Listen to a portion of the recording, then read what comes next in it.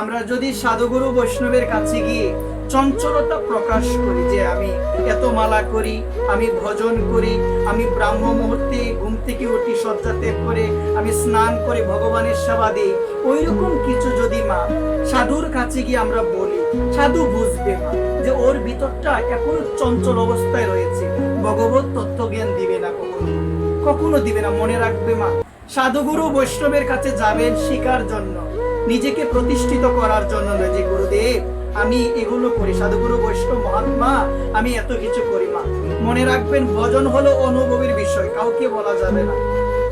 শাস্ত্র বলছেন আপন ভজন কথা না বলিও যথাতথা, বলছে নিজের ভজনের কথা কাউকে বলা যাবে না, এটা হলো গোপন বিষয়। এটা কি বিষয় গো মা? তোমার ঘরের মধ্যে কত টাকা আছে, তোমার ঘরে আলমারির চাবিটা কোথায় আছে, এটা তুমি কাউকে বলো? এটা কি বলো কি মা? কেন বলো না? এটা গোপন বিষয়। যদি বলো তাহলে কি হয়ে যাবে? চুরি হয়ে যাবে। তাহলে শাস্ত্র বলছে মা তুমি যে ভজন করো এই ভজনটা হলো গোপন বিষয়, অথচ আমরা শাস্ত্রের কথাটা না মেনে আমরা লোকের কাছে আমরা বলে বেড়াই যে আমি এগুলো করছি, আমি এগুলো করছি, আমি ওগুলো করি। তো এই জায়গা বলছে ভজন কথা কাউকে বলা যাবে না। যারা যথার্থ সাধু, যারা যথার্থ বৈষ্ণব, তারা বলে সবার ভজন হয়, কেবল আমার ভজন হয় না।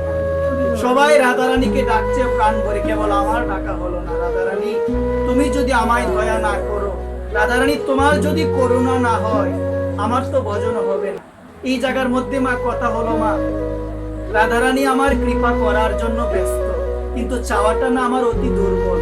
আমার বিনোদ বিহারী বাবাজি মহারাজ উনি বলেন যে আমার করুণাময়ী শ্রীমতী রাধারানী মা, উনি করুণা করার জন্য বসে আছে, দয়া করার জন্য বসে আছে, কিন্তু চাওয়াটা কি গো মা? অতি দুর্বল।